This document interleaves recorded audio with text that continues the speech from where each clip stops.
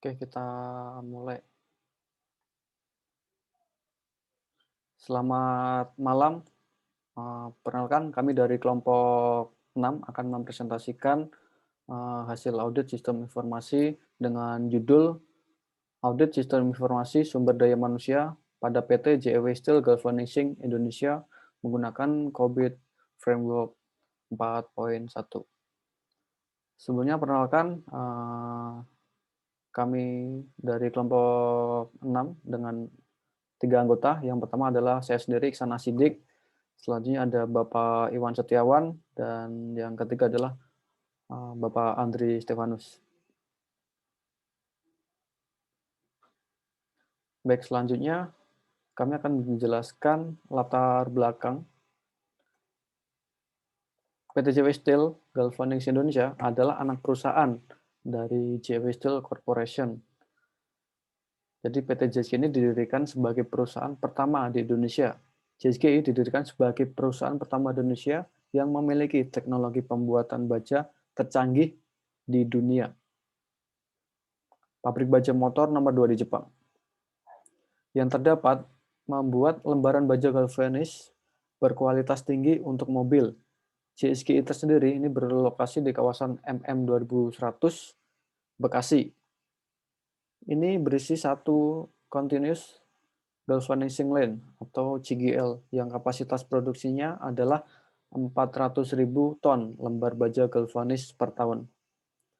Dari latar belakang ini, untuk melihat sejauh mana sistem ini dapat berjalan, dari mulai keefektifan, yaitu semua proses yang berjalan harus sesuai dengan prosedur yang ada sehingga dapat meningkatkan kualitas sistem informasi pada karyawan. Kami melakukan observasi audit sistem informasi sumber daya manusia pada PT JW Steel Galvanizing Indonesia menggunakan framework COBIT 4.1.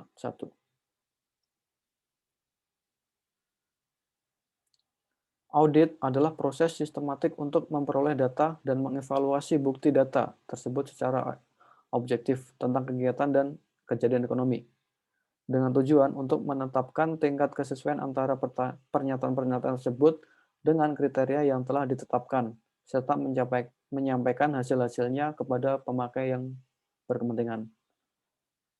Selanjutnya, untuk sistem adalah kumpulan atau grup dari subsistem atau bagian atau komponen, apapun baik fisik ataupun non-fisik, yang saling berhubungan satu sama lain dan bekerja sama secara harmonis untuk mencapai satu tujuan tertentu. Informasi adalah data yang telah terorganisasi dan telah memiliki kegunaan dan manfaat. Selain itu, untuk audit sistem informasi adalah proses pengumpulan dan pengevaluasi bukti untuk menentukan apakah sistem informasi tersebut menetapkan dan menerapkan sistem pengendali internal yang memadai. Sumber daya manusia atau human resource mengandung arti kegiatan, usaha, atau jasa yang dapat dilakukan dalam proses produksi. Dalam maksud lain, SDM mencerminkan kualitas usaha yang dilakukan seorang yang mampu bekerja untuk menghasilkan barang atau jasa usaha kerja tersebut. Mampu bekerja berarti mampu melakukan kegiatan yang mempunyai nilai ekonomis.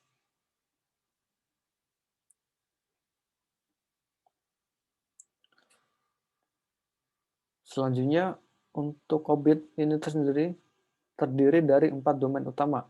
Yang pertama adalah Planning and Organization atau PO. Yang nomor 2 adalah Acquisition and Implementation. Nomor 3 adalah Delivery and Support atau DS. Nomor 4 adalah Monitoring and Evaluation atau ME.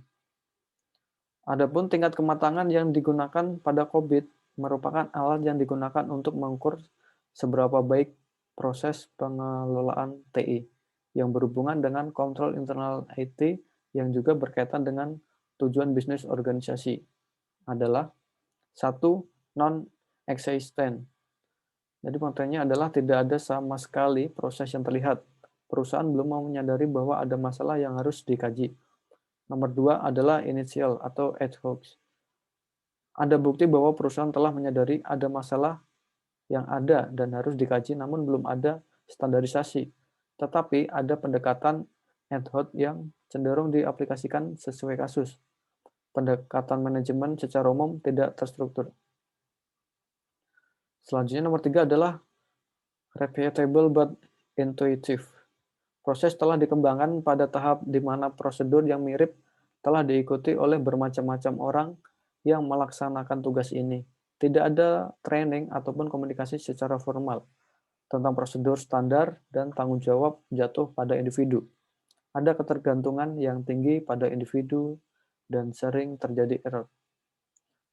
Selanjutnya nomor 4 adalah definite process. Prosedur telah terstandarisasi dan terdokumentasi dan komunikasi lewat training merupakan keseharusan bahwa proses tersebut harus diikuti, tetapi sedikit deviasi yang terjadi. Prosedur tersebut tidak rumit, tetapi formalisasi dari praktis yang sekarang. Nomor 5 adalah manage and mensurable.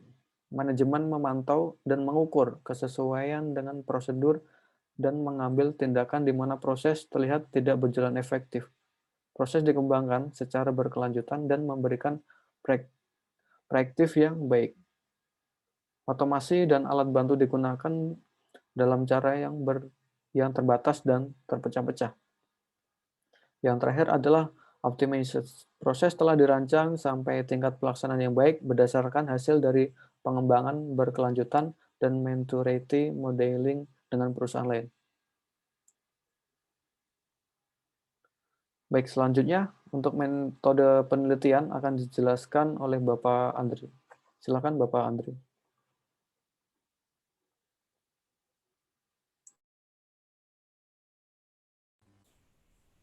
Baik, metode penelitian. Di sini kita membagi menjadi 4. Pertama adalah identifikasi masalah. Pertama itu melakukan identifikasi alutsista informasi berdaya manusia di PPJ Film Informasi Indonesia. Ya, studi pustaka. Melakukan studi pustaka dengan dalam teori-teori dari buku maupun jurnal terkait dengan itu. Kemudian rumusan masalah. Pengetahuan sumber daya manusia mengenai sistem tersebut masuk dalam domain TO 07, Ori 07. Kemudian pendidikan dan pelatihan user terhadap sistem termasuk domain DS7. Kemudian melakukan pemikiran yang mendalam untuk menentukan metode yang nantinya akan digunakan akan masalah pada sistem sumber daya manusia IPT JKT Indonesia dengan menggunakan framework produk masukan. Yang terakhir itu ada studi lapangan. Studi lapangan itu mengikuti observasi langsung, wawancara, serta melakukan kesempatan PPJ. Ada pihak-pihak yang berkaitan dengan usia.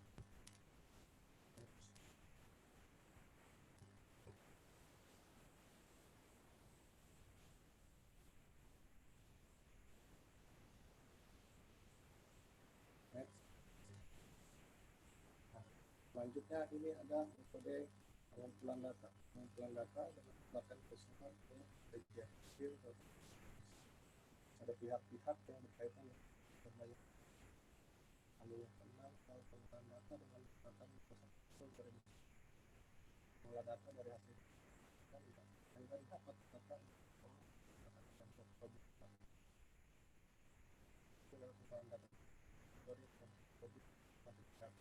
data dari produk mengolah data menggunakan serta menggunakan metode satu mendapatkan ukuran maturity dan gap atau selisih dari hasil kuesioner yang telah disebarkan kepada pihak-pihak di bagian sumber daya manusia. Yang kedelapan, hasil dan pembahasan dari kegiatan mendapat hasil audit sistem informasi sumber daya manusia dari pengolahan data menggunakan produk. Yang kesembilan adalah kumpulan dan saran. Kumpulan didapat dari kumpulan data tersebut serta hasil biasanya dan dijadikan saran dan masukan untuk ke depan. Next.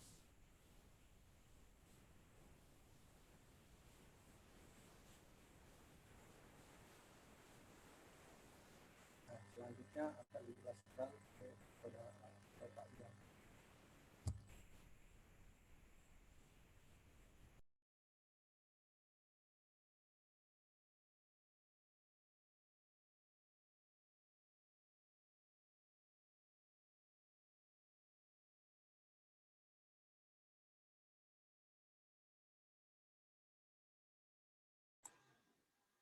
Pak Iwan dipersilakan untuk melanjutkan hasil dan pembahasan.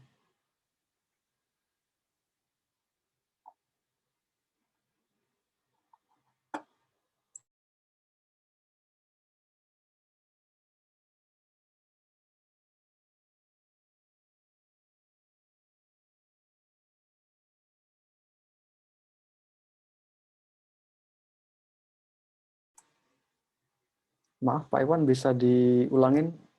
Mungkin masih di mute. Oh, baik, maaf, Pak Ihsan. Kita ulangi ya. Oke, terima kasih Pak Ihsan atas waktunya. Di sini ada hasil dan pembahasan. Ada data yang didapat dari hasil kuesioner diolah sesuai metode framework COVID 4.1. Yang pertama ada VO7 atau Manage IT Human Resource. Hasil perhitungan dari domain VO7 adalah seperti ditampilkan pada tabel berikut. Ada tabel 3. Hasil perhitungan audit sistem informasi sumber daya manusia VO7. Di sini lihat di tabel ada domainnya VO07 atau VO7, ada subdomainnya, terus ada deskripsi dan current maturity. Ada subdomainnya VO7.01, ada personal recruitment and retention. Oke, nah, ini ada yang kedua ya. Kita bahas yang kedua yaitu ada DS7 atau Educate Train User. Ada tabel 4 ya, tabelnya bisa dilihat dari tabel perhitungannya dari perhitungan audit sistem informasi sumber daya manusia di S7. Ada domain, ada subdomain, deskripsi, current maturity bisa dilihat di tabelnya. Di sini ada tabel 5-nya ya. Dia relationship-nya ke tabel 5, ada rata-rata materi level, terus ada tabel 6-nya perbandingan current maturity, expected maturity, and GAP-nya atau selisihnya.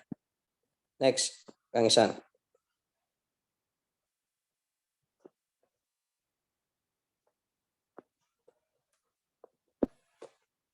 Nah, ini ada hasil dan pembahasannya. Bisa dilihat dari diagramnya ya. Di sini ada hasil akhir. Ada di S7 di mana hasil akhir expert maturity-nya pada warna yang merah paling atas yang nomor 3. Terus ada lagi hasil akhir current maturity-nya itu pada warna biru itu di bawah warna merah, itu pada bagian diagramnya. Ada di sini dari hasil audit sistem informasi sumber daya manusia di PT JFE Steel Galvanizing Indonesia terhadap domain PO7 dan DS7, maka didapatkan nilai temuan untuk PO7 dan DS7 sudah dikatakan baik karena sesuai dengan yang diharapkan, yaitu 3 define proses, hanya saja ditemukan permasalahan di PO7.5. PO7.5. Terus define event individualnya mendapatkan nilai sebesar 2,33. Hal ini dikarenakan belum dapat meminimalkan akibat dari ketergantungan pada individu karena belum ada prosedur yang tetap untuk meminimalkan akibat dari ketergantungan pada individu. Next, Kang Ihsan.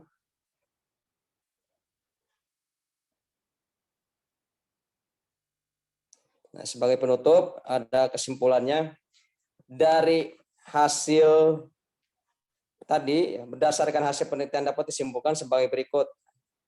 Yang pertama, nilai rata-rata domain PO7 yaitu 2,77, sedangkan di S7 mendapatkan nilai 2,85.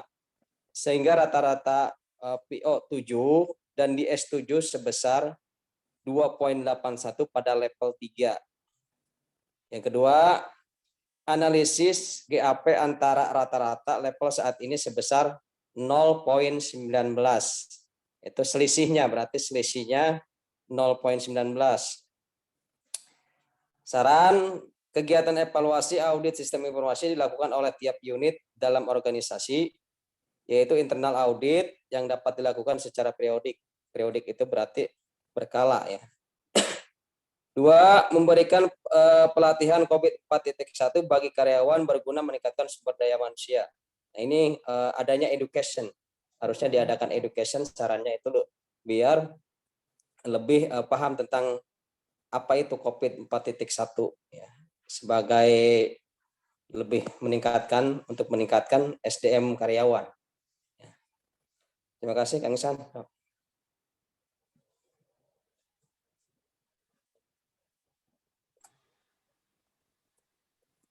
Baik, Kembali terima lagi ke kasih. Kang Isan. Mungkin ini saja yang dapat kami presentasikan dari kelompok 6. Jika ada salah perkataan ataupun